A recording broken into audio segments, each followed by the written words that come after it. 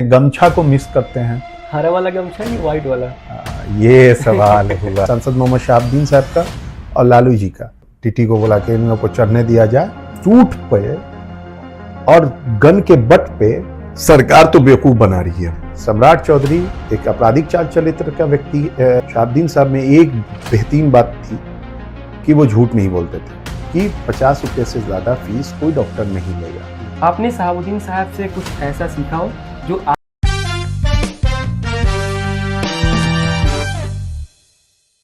नमस्कार दोस्तों, स्वागत है आपका the voice of Bharat show में। अभी हमारे साथ है आरजेडी के राष्ट्रीय युवा महासचिव मेहताब आलम। बहुत बहुत स्वागत है सर आपका हमारे इस छोटे से शो में। अरे नहीं, जो बीज होता है वही पेड़ होता है। तो जिसको पता रहना चाहिए कि बीज बरगद का कैसे बनेगा या बड़ा पेड़ कैसे बनेगा। जब बीज से अंदाज़ा लग जाता है तो छोटा नहीं बड़ा शो है। मुझे पूरा उम्मीद है ये बहुत जल्दी बड़ा होगा इंशाल्लाह। सर शुरुआत वहीं से करते हैं जहाँ से हर कहानी की शुरुआत होती है। बचपन में आप कैसे थे, शांत, शरारती या लीडर टाइप? बचपन में तो लोग बोलते हैं बहुत बदमाश था मैं। बदमाशी करता था, यही है। और शरारती, नटखट काइंड ऑफ पीपल। आपने पहला कदम राजनीति में कब रखा? अरे इसके तो कई अध्याय हैं और उसको हम किस तरह से एक बाउंड्रीज में तो उसको नहीं बता पाएंगे कि कब रखा। एक बार तो क्या हुआ कि 10th के एग्ज़ाम के दौरान में 10th के एग्ज़ाम्स ख़त्म होने के बाद हम लोग है ना अलीगढ़ मुस्लिम यूनिवर्सिटीज़ के एग्ज़ाम देने के लिए गए। तो 12th का मतलब 12th में एडमिशन्स लेने के लिए मैं था, मेरे दोस्त ज़िक्रुल्लाह थे, बिलाल थे, और भी कई एक दोस्त हैं, नबील थे, जाकिया थी, और भी कई दोस्त हैं, लड़के लड़कियां मिला के अंदलीप उंदलीप सब थे। हम लोग जब एग्ज़ाम्स देने के लिए गए थे उस दौरान में हम लोगों ने सारे के सारे स्टूडेंट्स लोग है ना अलीगढ़ से जब एग्ज़ाम दे के रिटर्न आ रहे थे, हमारी टिकट कंफर्म नहीं हुई थी। फिर भी लालू यादव जी उस टाइम उन्हीं की गाड़ी रिटर्न जब वहाँ से आ रहे थे, लालू जी रेलवे मिनिस्टर थे, उनकी गाड़ी पीछे सलून लगी हुई थी और उनकी गाड़ी रुकवा के उसी मगध ट्रेन थी उस टाइम दिल्ली से पटना जाती थी, उसमें सलून लगा हुआ था लालू जी का। तो वो रुकवा के मैंने बोला था सब कि हम निशन के पास टिकट नहीं खे और टिकट बा लेकिन कंफर्म नहीं किया, कुछ स्टूडेंट लोग के टिकटों नहीं खे, तो का किया जा। तो उन्होंने बोला टीटी को बोला कि इन लोग को चढ़ने दिया जाए जहाँ जहाँ जा रहे हैं इन लोगों। तो शुरुआत तो कई एक फ्रेमिंग में है। तो कभी भी निर्भीक रहा, लड़ने का स्वभाव रहा, लोगों के लिए काम करने का रहा, तो हुआ। आपके जीवन के सबसे कठिन दौर कौन सा था और उससे आपने क्या सीखा? कठिन दौर किसी एक को स्पेसिफाई नहीं कर सकते हैं, किसी एक को एक बाउंड्रीज में देखा नहीं जा सकता कि ये कठिन दौर है। हर दौर मेरे लिए एक चैलेंज रहा है क्योंकि हम we are coming from the marginalise section of the society. हम उन परिवारों में से आते हैं जो प्रिविलेज्ड नहीं हैं। तो हमारा जो भी वक्त रहा है, जो भी चीज़ें हुई हैं, हम लोग तो उसको उस दौर में हम लोग संघर्ष ही करके हैं। अब क्रिकेट का मैच में जब हम लोग मैच खेलते थे तो उस वक्त सिक्का नहीं होता था टॉस करने के लिए, तो हम लोग सिक्का नहीं होता था टॉस करने के उछालने के लिए, तो ईंटा पे थूक एक तरफ लगा देते थे और एक तरफ उसको उछाला करते थे, उसको क्वाइन किया करते थे। तो वो भी हम लोगों का संघर्ष का दौर ही रहा, वो भी हम लोगों के लिए स्ट्रगल का दौर रहा। अब फिर जब उसके बाद से जब हम लोगों के पास सिक्का हो गया तो बॉल ख़रीदने की ज़रूरत पड़ गई। तो इसको एक ही क्वाइन पे नहीं देखा जा सकता, कई एक जगहों पे हर वक्त हम लोगों का हर वक्त हम लोगों को तो सीखने का। जैसे अब तुम्हारी से पहली बार मैं दे रहा हूँ तो उसमें भी सीखने का, तुम अगला क्या क्वेश्चन मार दोगे तो वो भी मेरे को नहीं पता रहेगा। तो हमेशा हम लोगों को सीखने का मौका मिलता रहा है, संघर्ष में अलग और सीखने का अलग। तो हम लोग जैसे लोगों के लिए तो पर डे ही संघर्ष है। आरजेडी ज्वाइन करने का फैसला आपने क्यों लिया? राजद का फैसला बस सीधी बातें थी। घर पे जब सुबह उठा जाता था तो दो ही फोटोज घर पे देखा जाता था, एक सांसद मोहम्मद शहाबुद्दीन साहब का और लालू जी का।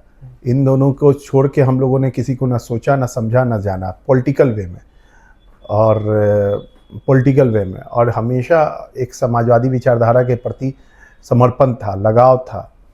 और हमें मेरे वालिद जबकि लेफ्टिस्ट हैं, मेरे वालिद ट्रेड यूनियन में थे और ये आपको बिहार विद्युत बोर्ड में कर्मचारी भी थे और वो ट्रेड यूनियन की तरफ से एज ए लीडर भी सेक्रेटरी थे और बिहार में वो ये करते थे। लेकिन मेरी हमेशा से झुकाव लालू जी के प्रति रही है, सांसद मोहम्मद शहाबुद्दीन साहब के प्रति रही है। तो मेरी पहली पार्टी ही राष्ट्रीय जनता दल रही है और इंशाअल्लाह आखिरी पार्टी भी राष्ट्रीय जनता दल ही रहेगी। अभी सर युवा जो हैं आजकल जोरों शोर से पॉलिटिक्स में आ रहे हैं, उन लोगों को लेकर आपकी क्या राय है? अभी ही क्यों, अभी क्या, जब ब्रिटिश क्राउन था, जब देश में आज़ादी की बिगुल फूकी गई, उस वक्त भी युवाओं की भागीदारी थी। भगत सिंह, चंद्रशेखर आज़ाद, राजगुरु, शहीद अशफाकुल्ला खां साहब, सारे लोग उस वक्त भी पढ़ाई के दौर में, शहीद भगत सिंह, और पढ़ाई के दौर में जब साइमन कमीशन पारित हुआ, स्कॉटर्स ने लाला लाजपत राय के सर को फोड़ दिया, सर पे चोट मारने के कारण उनका देहांत हो गया। जब वो देहांत होने के बाद इनकी बदला लिया आपको शहीद भगत सिंह ने, तब से लेके हमेशा युवाओं का भागीदारी रहा। जब भी क्रांति की बात हुई है, जब भी चेंजेस की बात हुई है, तो चेंजेस तो हमेशा युवाओं के कंधे पे आया है। तो आज भी युवा उसी चेंजेस में, हमको लगता है, वी फील कि हम भगत सिंह के साथी हैं। हमको लगता है कि वो 23 साल का नौजवान हमको ये बोला है कि हम तो गोरे से आज़ादी दिलवा दिए, अब भूरों से तुम ले लो, संपूर्ण क्रांति लाओ, संपूर्ण व्यवस्था परिवर्तन के लिए संघर्ष करो। तो हम लोग तो फील करते हैं कि आज भी हम लोग भगत सिंह के साथी हैं, तो हम उन्हीं के मार्गदर्शन में आगे भी बढ़ रहे हैं। आपके नज़र में बिहार की युवाओं के सामने सबसे बड़ा कठिन क्या है? आज किन युवाओं को बहुत सारे चैलेंजेस फेस करना पड़ता है, शिक्षा में, चिकित्सा में, रोजगार में, भ्रष्टाचार में। उनकी जो प्लेयर हैं उनको यहाँ पे खेलने का मौका नहीं मिलता है या राज्य स्तरीय उनको सपोर्ट नहीं मिलता है। जो अच्छे स्टूडेंट्स हैं उनको शिक्षा में मौका नहीं मिलता है। जो चिकित्सा में जो भी है, तो बेसिक इंफ्रास्ट्रक्चर ही विलुप्त है। जो आज़ाद हिंदुस्तान में शुरुआत से लेके, आज़ाद हिंदुस्तान के बाद से लेके अभी तक जिस आपको जो डिफ़िकल्टीज़ को उस वक्त हम लोग फेस करते हैं वो आज भी कर रहे हैं। तो कोई ये नहीं है। तो हम युवाओं को तो हर जगह चैलेंजेस को फेस करना पड़ता है और इन चैलेंजेस को दूर करने के लिए हम लोगों को एकजुट और एकमुश्त होना होगा। अभी जैसे हम युवाओं की बात किए तो एक और सवाल आपसे पूछना चाहते हैं। अभी आज से कुछ दिन पहले सिवान में बच्चे अपने हक के लिए प्रोटेस्ट कर रहे थे, उनके ऊपर AK-47 जैसे गन से गोलियां चलाई गई। क्या आपको लगता है कि बच्चों के साथ अन्याय हो रहा है? देखिए, आज़ाद हिंदुस्तान में पहली बार छात्रों के प्रोटेस्ट पे गोलियां चली है। पहली बार छात्रों के प्रोटेस्ट में आपको 47 जैसे चीज़ों को इस्तेमाल किया गया। 47 एक दुनिया का सबसे घातक हथियार है। उस घातक हथियार को इस्तेमाल करने के लिए बिहार सरकार या हिंदुस्तान गवर्नमेंट या तो आतंकवादियों पे या अलगाववादियों पे या नक्सलियों पे इस्तेमाल किया जाता है या हीनियस क्राइम करने वालों के लिए किया गया था। अब प्रोटेस्टर्स पे इस तरह का ये तो अकाउंटेबिलिटी तय करनी होगी ना। ये तो सवाल तो पूछना जायज़ है। ये बहुत ही हीनियस, इनसेंसिटिव और इनह्यूमन कार्य किया गया है बिहार सरकार के द्वारा, पहला बात। दूसरा सबसे अहम बात, वो छात्र जो थे वो अपने भविष्य के लिए सवाल कर रहे थे। उनके लिए, उनके भविष्य के सवाल पे उन पे गोलियां चलाई जाएगी, तो ये तो ठीक वही बात हुआ जो जलियांवाला बाग कांड में हुआ। जनरल डायर की पुलिस ने गोली चलाई। तो हमको तय करना होगा, जो हिंदुस्तान आज़ादी से पहले था, जिस तरह बूट पे, सूट पे और गन के बट पे गोलियां मार दी जाती थी प्रोटेस्टर्स को, वही बूट वाले पुलिस वाले आज वो जो गोलियां चल रही थी सूट वालों के कहने पे चल रही थी, यानी ब्रिटिश क्राउन के कहने पे चल रही थी।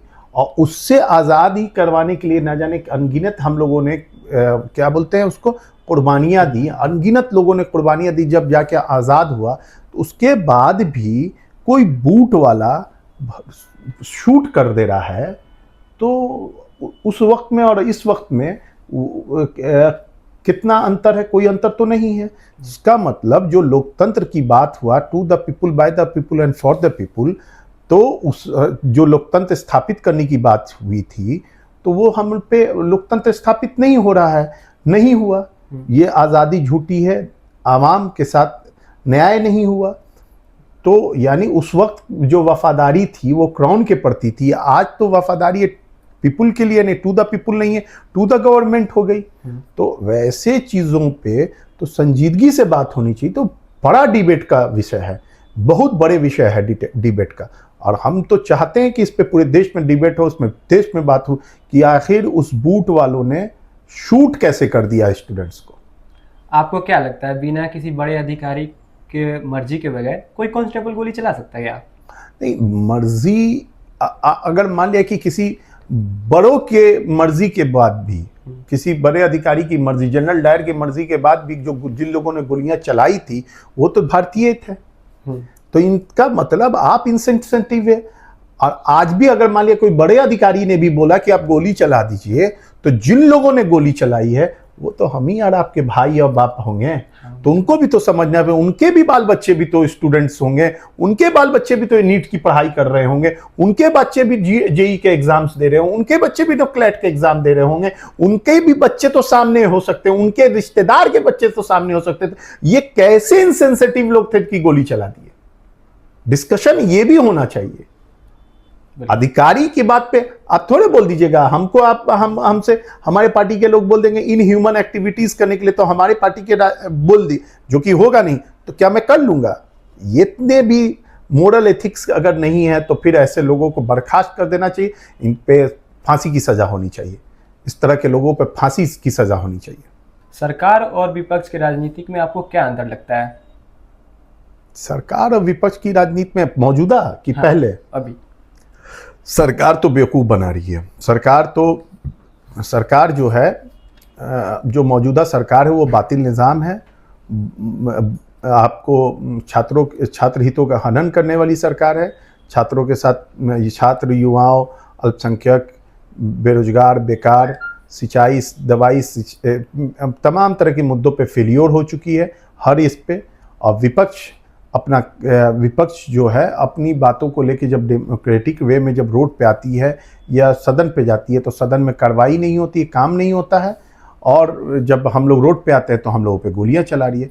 तो विपक्ष और सत्ता पक्ष के लोगों के पहले लोगों के बीच में राजनीति में एक शिष्टाचार होता था, लेकिन अब तो शिष्टाचार खत्म हो गया। अब देश का प्रधान सेवक खड़ा होकर बोलता है नक्सली, दिमागी नक्सली, क्या क्या बातें बोलता है, तो सोच सकते हैं कि सत्ता पक्ष कैसा इनह्यूमन है। सर एक और सवाल है, नीतीश कुमार और सम्राट चौधरी जी में आपको क्या अंतर लगता है? नीतीश कुमार और सम्राट चौधरी में जो अंतर है वो आप ऐसे देख लीजिए कि नीतीश कुमार आपराधिक चाल चरित्र के व्यक्तित्व के आदमी नहीं थे, उनके ऊपर कोई इस तरह का हीनियस क्राइम्स नहीं था। ये जो व्यक्ति जो मौजूदा जो आपको गद्दी नशी हैं, और वो व्यक्ति आपराधिक चाल चरित्र का व्यक्ति है और फुहर जुबान का व्यक्ति है। उसने फुहरता का प्रकाष्ठा को पार कर दिया जब उसने बोला कि धर्म देख के गोली चलाना है, गमछा का कलर देख के गोली चलाना है।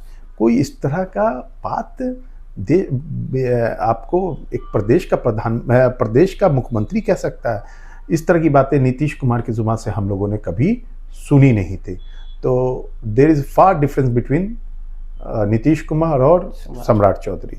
सम्राट चौधरी एक आपराधिक चाल चरित्र का व्यक्तित्व का व्यक्ति है, और नीतीश कुमार एक अच्छे इंसान, ये भले से समाजवादी खेमा से वो इतर उतर हुए हैं, पलटू रहे हैं, जुमा के पक्के नहीं रहे हैं, लेकिन इससे तो बेहतर रहे हैं। और दो लोगों के बीच में जब कंपैरिजन होता है तो शोषण का एंजॉयमेंट होता है, तो मैं इस तरह का शोषण का एंजॉयमेंट नहीं करना चाहता हूँ। मैं बस एक बात बता दे रहा हूँ। शहाबुद्दीन साहब से आपका कैसा रिश्ता रहा? अरे इसको तो मैं इस तरह से बोलूँ कि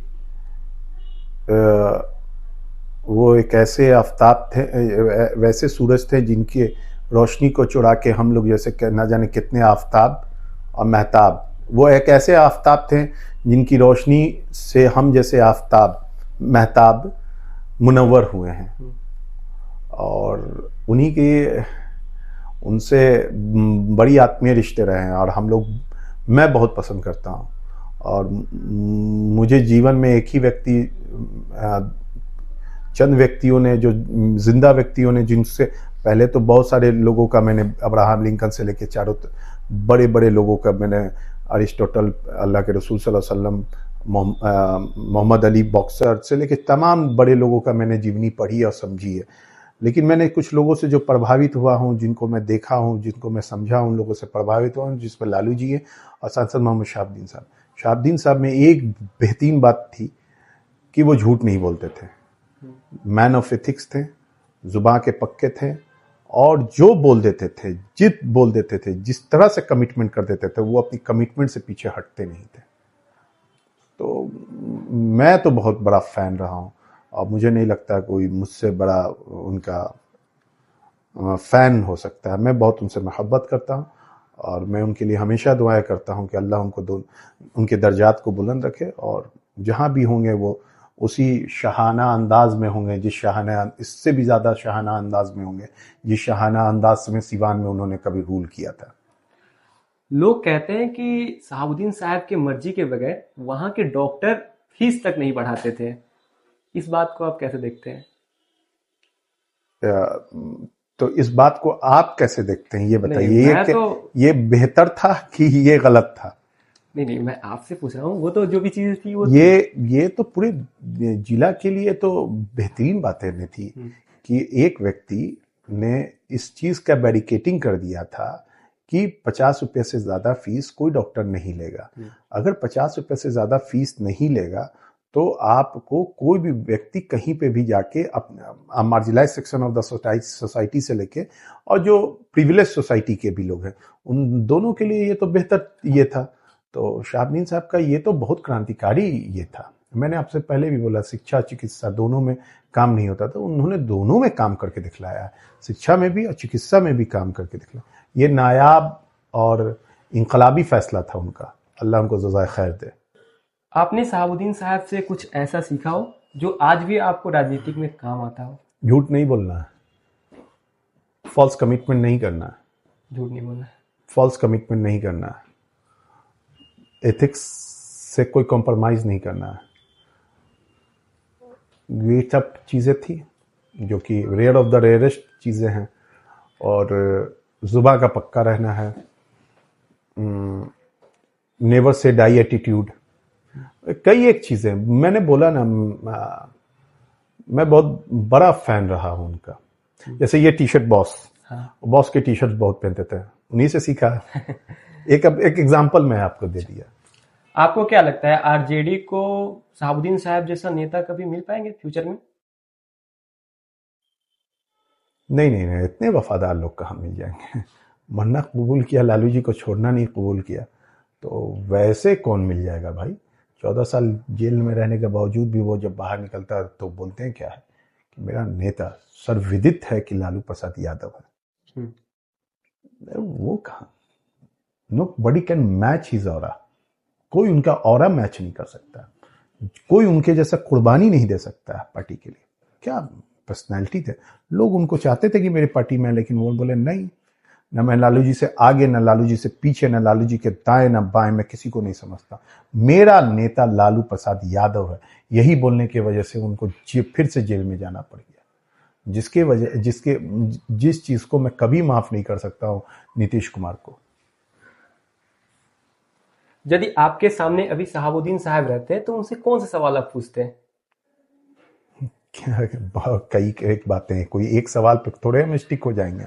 साहब रहते तो बहुत सारे सवाल क्या करना, सबसे पहले तो गले से लिपट जाते हैं, कैसे हैं हम लोगों के लिए आप नहीं समझ सकते हैं उनकी जो हमारे दिलों में जो उनकी इज्जत का मकाम, जिस मकाम पे वो फायज हैं, उस मुकाम पे कोई नहीं जा सकता है, कोई नहीं जा सकता है। हम लोग, मैं बहुत इज्जत करता हूं उनकी, तो ही इज माई आइडल, और मैं सब जगह बोलता हूं मैं उनके तरह बनना चाहता हूँ।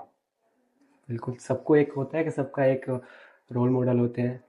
कैसे कैसे लोग कैसे कैसे बन गए, हम कैसे बने, उन जैसे कैसे बने जो हम नहीं बन सके। हम लोग नहीं मैच कर सकते हैं उनके एरा को, पर्सनैलिटी वाइज, मैन ऑफ, क्या नहीं उन्होंने क्या ये किया। We love him, I love him. Siwan के राजनीति में आज भी साहब का प्रभाव कितना दिखता है आप लोगों को? बहुत रिलेवेंसी है। वो एक ऐसा फिनोमेना है ना, उनके उनके फिनोमेना ऐसा उन्होंने जीवित है कि उनके बगैर कोई भी क्वेश्चनिंग नहीं की जा सकती आज भी।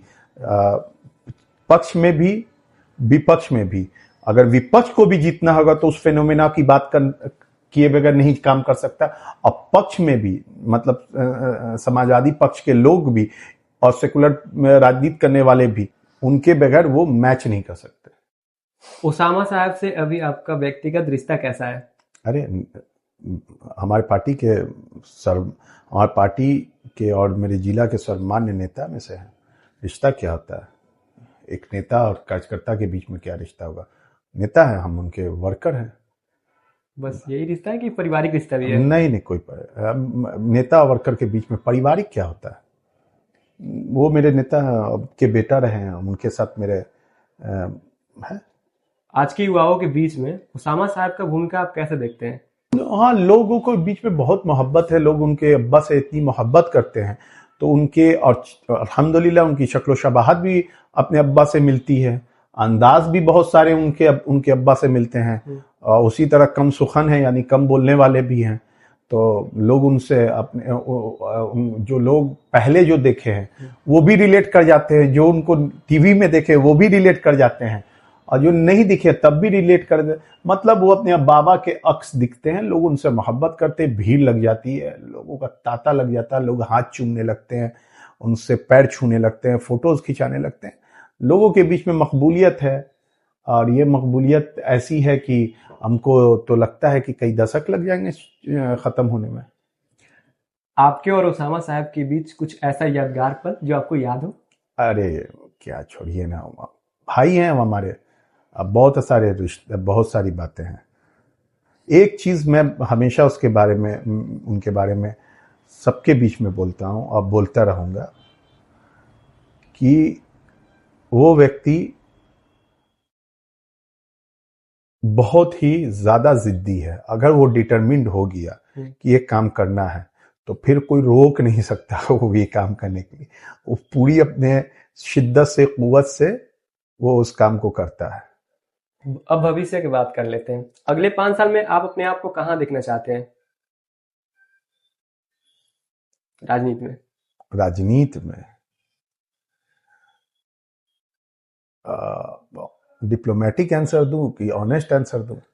डिप्लोमेटिक आंसर दूंगा तो बेहतर से बेहतरीन, और ऑनेस्ट आंसर यही है कि मैं चाहता हूं कि सत्ता के शीर्ष पे रहूं, और जहां पे रहूं, जिस कुर्सी पे बैठूं और जहां पे भी बैठूं, जहां पे जाके मैं लोगों की काम कर सकूं, तो मेरे जैसे लोग जब उस कुर्सी के सामने आए तो मैं उनके लिए काम कर सकूं।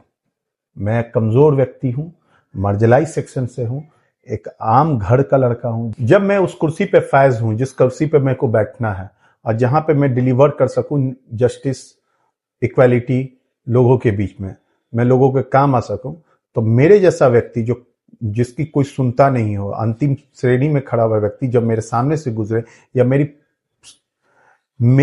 कुर्सी के सामने खड़ा रहे, तो मैं लोग उसके लिए वो काम कर सकूं जो मेरे लिए कोई कर नहीं सका। मैं उसके लिए काम करना चाहता हूं। अगर आप आज राजनीति में नहीं होते तो क्या कर रहे होते हैं? मैं राजनीति में होता, कोई बट नहीं था, हमारे पास कोई और ऑप्शन था ही नहीं। हम लोग जैसे लोगों को ना राजनीति में होने की वजह से बहुत सताया गया, तो मैं राजनीति में होता और कहीं नहीं रहता। बिहार के युवाओं के लिए एक मैसेज देना होगा तो आप क्या देना चाहिएगा? एक मैसेज में, कायर भोगे दुख सदा, वीर भोगे वसुंधरा। डट जाओ, लड़ जाओ, सामने खड़े हो जाओ, जब अड़ जाओ तब फिर पीछे मत हटो। और वीर भोगे वसुंधरा। सर हमारे शो का एक छोटा सा सेगमेंट है, एक रिश्ता एक नाम। ठीक, हम कुछ नेताओं का नाम लेंगे, आपको बताना है कि उनके साथ आपका रिश्ता कैसा है। लालू प्रसाद यादव जी। इंस्पिरेशन। तेजस्वी यादव। मोटिवेशन। तेज प्रताप यादव। भाई। शहाबुद्दीन साहब। Idol, guardian. जैसे आप खाली समय में बैठते होंगे तो क्या करते हैं? किताबें पढ़ता हूँ और लोगों का काम करता हूँ, लोगों से खूब बात करता हूँ। मेरे को लोगों से बात करना बड़ा मजा आता है। तो आप भी खाली समय हो तो आप भी आ जाइए, हम आपसे भी बात खूब करेंगे। बगल में ही रहते हैं सर हम लोग। हाँ, आ जाइएगा, हम आपसे भी बात करते हैं। मुझे लोगों से बात करना अच्छा लगता है। गाने सुनना पसंद है आपको? हाँ, गाने सुनना पसंद। कोई ऐसा सिंगर जिसका गाना था आप बहुत ज्यादा सुनते हो? कई एक सिंगर हैं और मुझे, देखिए मेरे साथ अजीब मामलात है। मुझे बहुत ज्यादा पसंद थे सोनू निगम जी, और सोनू निगम जी को अजान से दिक्कत हो रही है, तो मैं जिनका मैं गाना बड़ा पसंद करता था, वो लोग आजकल कुछ लोग बीजेपी के तरफ बड़ा मायल रहते हैं, लेकिन खैर उससे मतलब नहीं है, कला है, कला के प्रति है। तो आप एक कोई गाना पूछ रहे थे। हाँ। पार्टिकुलर, मैं जिंदगी का साथ निभाता चला गया, हर फिक्र को धुएं में उड़ाता चला गया। अच्छा। मुझे बहुत पसंद है ये गाना। तो जैसे भोजपुरी इंडस्ट्री है, उनमें क्या कोई एक्टर जो आपको बहुत ज्यादा पसंद हो? खेसारी। पवन सिंह क्यों नहीं? पवन सिंह पसंद नहीं है क्योंकि वो थोड़ा मगरूर है, लेकिन खेसारी पसंद इसलिए है कि उसका जो नमन ये जो बोलता है ना, बड़ा मजा आता है उसका, लगता। और अपने गांव के सिवान के करीब का है, तो हाँ छपरा के करीब का है, तो उसकी थोड़ा सा हम लोगों से घर के बगल का, तो प्रिविलेज उसको मिलना ना चाहिए थोड़ा। ऐसा भी कह सकते हैं क्या कि वो पवन सिंह जी बीजेपी में है इसलिए? नहीं, कभी नहीं बीजेपी। अब मैंने आपको बताया सोनू निगम मुझे पसंद है, आपको क्या बोलते हैं अनुपम खेर जी बहुत पसंद है, वो बीजेपी की तरफ से खेलते हैं, तो क्या इसका मतलब थोड़े है कि नहीं पसंद है, वो पसंद है तो पसंद है। अच्छा, जब आप बिहार से बाहर होते होंगे तो कोई ऐसी चीज जिसको आप मिस कर रहे होते हो खाने में? कि बाहर चले गए, वहां पे नहीं मिल रहा है, गांव रहते तो खा लेते? नहीं, ऐसा नहीं है। बिहार का खाना, जैसे मैं पुणे में मेरी पढ़ाई हुई, सिम्बायोसिस पुणे में, वहां पे भी लिट्टी और मटन मिलता था, लिट्टी चोखा मिलता था। तो बिहार तो मुझे लगता है, मॉरिशस में मेरे दोस्त लोग थे मॉरिशस के, वो बोलते हैं वहां पे भी खाना बिहार का मिल जाता। तो बिहार का खाना जो है ना, बेसिकली हर जगह मिल जाता है। हाँ, बिहार को हम लोग मिस करते हैं, बिहारियत को मिस करते हैं, वो उनसियत को मिस करते हैं, गमछा को मिस करते हैं, और पुड़िया को मिक्स करते हैं, ये सब चीजें मिस करते हैं हम लोग। हरा वाला गमछा या व्हाइट वाला? ये सवाल हुआ जिससे सम्राट चौधरी की हालत खराब होती है, वो गमछा मिस करते हैं। अच्छा, तो ये थे आरजेडी के राष्ट्रीय युवा महासचिव सर से आज हमने हर एक मुद्दे पे खुल के बात की। अगर ये वीडियो पसंद आई हो तो वीडियो को शेयर कर दीजिएगा और कमेंट करके बताइएगा कि अगला गेस्ट कौन होना चाहिए। बहुत बहुत धन्यवाद सर, अपना कीमती समय देने के लिए हमें। बहुत बहुत शुक्रिया।